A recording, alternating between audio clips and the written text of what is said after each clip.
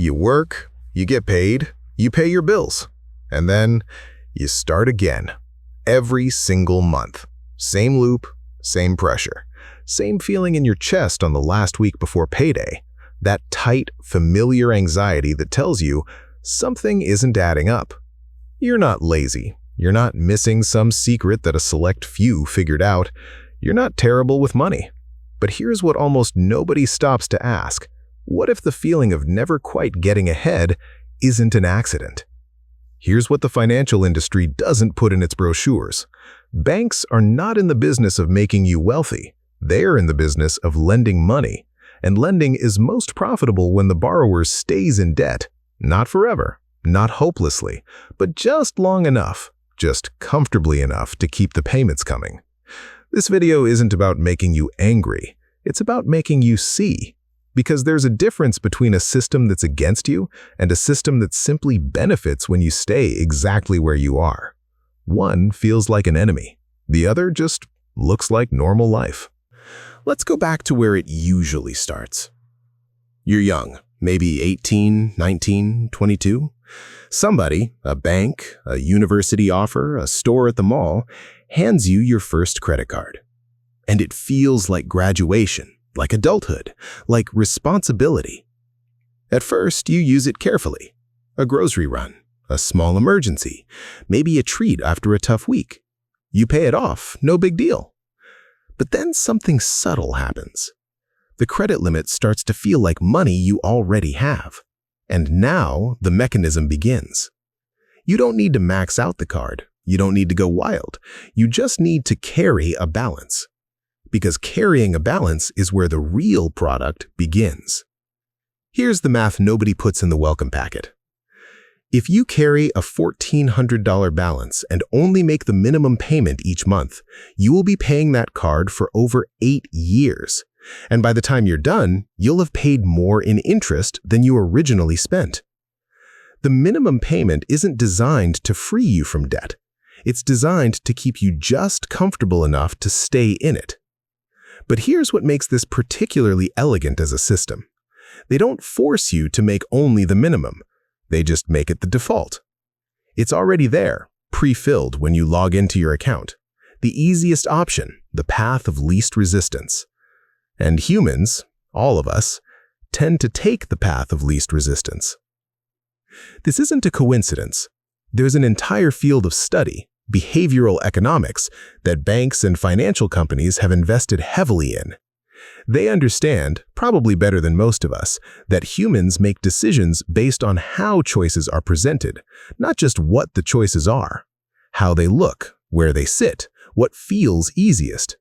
And the design almost always points toward the option that generates the most revenue. Credit cards are just the front door. The same structural logic runs through nearly every major financial product most people encounter in their lives. Car loans, student debt, buy now, pay later apps, store financing, personal loans, payday advances. Different names, different interfaces, same underlying mechanics. Take car loans. The average car payment right now is over $700 a month for something that loses value the moment you drive it off the lot. But the structure of the loan is built to make $700 a month feel more manageable than the $35,000 price tag, because monthly feels smaller. Monthly feels doable. Even when, over 5 or 6 years, you end up paying $42,000 for a $35,000 car. And then there's the newer generation of this same idea. Buy now, pay later. 0% financing. Split into 4 easy payments. These feel like they're on your side. They feel modern, consumer-friendly, even generous. But they exist for one reason: to lower the psychological barrier between you and a purchase you might otherwise have walked away from. Now let's add the layer that makes all of this much harder to escape: your credit score. That 3-digit number that follows you everywhere. Your apartment application, your insurance rate, your job background check in some industries. Your ability to buy a home. The credit score was introduced as a way to measure financial trustworthiness, but it also, quietly, became one of the most effective tools for keeping people engaged with the debt system. Because to build a credit score, you need to use credit. To maintain a high credit score, you need to keep using credit consistently. And the behaviors that raise your score the fastest? They almost all involve maintaining active debt relationships with banks. The system rewards participation in itself. Here's where we need to talk about something that doesn't show up in financial literacy brochures: the emotional cost. Because falling behind on money, even a little, even temporarily, doesn't just empty your bank account, it empties something else. When money gets tight, the thoughts start arriving. I should have been smarter. Why can't I get ahead? Everyone else seems fine. Maybe I'm just bad at this. And this is one of the most quietly powerful features of how the system operates. Not a feature someone designed with malice, but a feature nonetheless. A person who is financially stressed spends enormous mental energy on the stress itself. Psychologists call it cognitive bandwidth. And when your bandwidth is consumed by financial anxiety, there's less left for planning, for learning, for making strategic decisions. The stress of being in debt makes it harder to get out of debt. There's also something called present bias. It's the human tendency to prefer a reward right now over a larger reward later, even when we know, intellectually, that the future reward is better, even when we can do the math.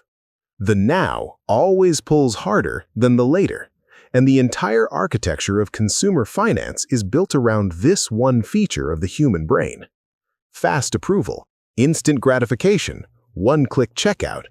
These aren't just conveniences. They are precision tools built to catch you at the exact moment your resistance is lowest.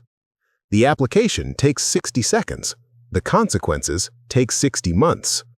And now, the part that almost nobody talks about: the way the system handles people who fall behind. Late fees, penalty rates, over-limit charges. These aren't punishments for bad behavior. They are revenue streams. In fact, the customers who are most financially stressed generate disproportionately high fees for financial institutions. The system profits more from financial fragility than from financial health. Step back for a moment. Imagine you're not a consumer in this system. Imagine you're the person who designed it. Your business makes money on interest, fees, and the spread between what you borrow and what you lend. The longer a customer stays in debt, the more you earn. A customer who pays off their balance every month and never carries a balance? That customer is actually called something specific in the industry. They're called a deadbeat. Now, to be very clear, this is not the story of villains. Financial institutions are made of people doing their jobs, responding to incentives, meeting quarterly targets, building products that are legal, that customers agree to, and that serve a real function in the economy.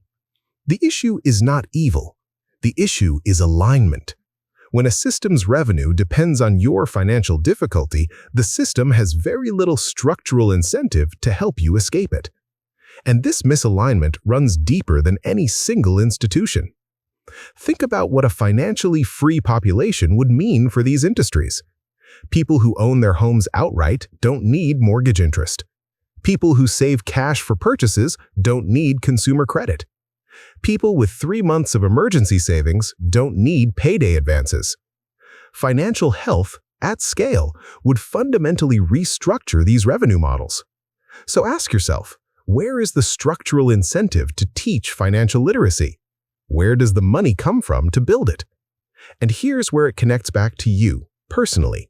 Because the education system that should have taught you this wasn't built with your financial freedom as its primary goal.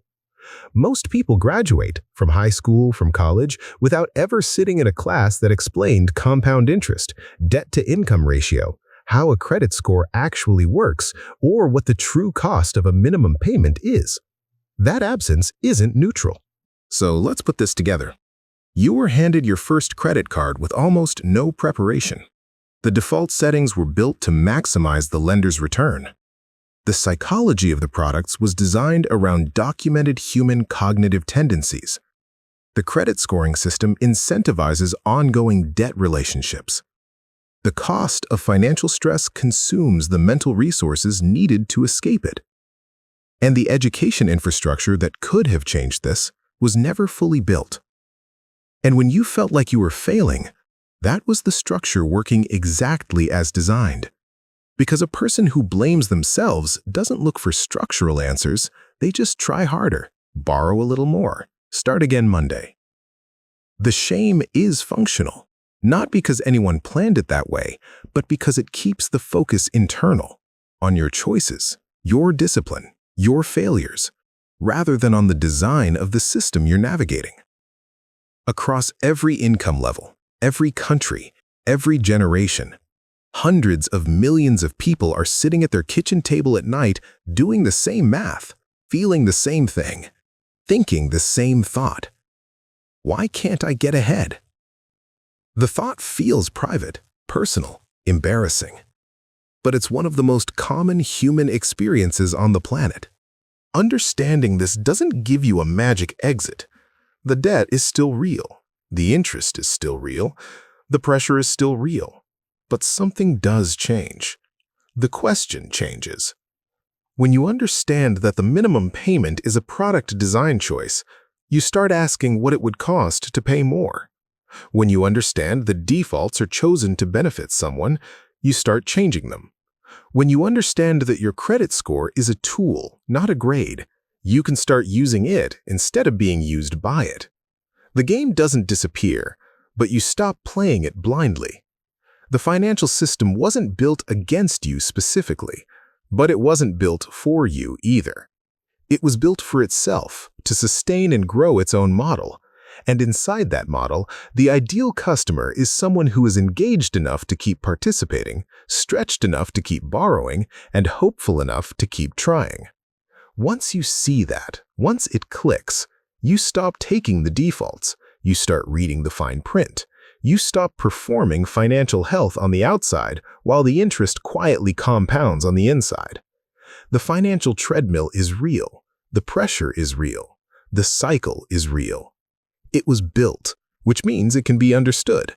And understanding it is how you stop running in circles while being absolutely certain you're moving forward. You were never broken. You were never uniquely bad at this. You were just navigating a system that nobody properly introduced to you, while that system ran quietly, efficiently in the background of your life. Now you've been introduced, and the game, as they say, changes when you finally understand the rules.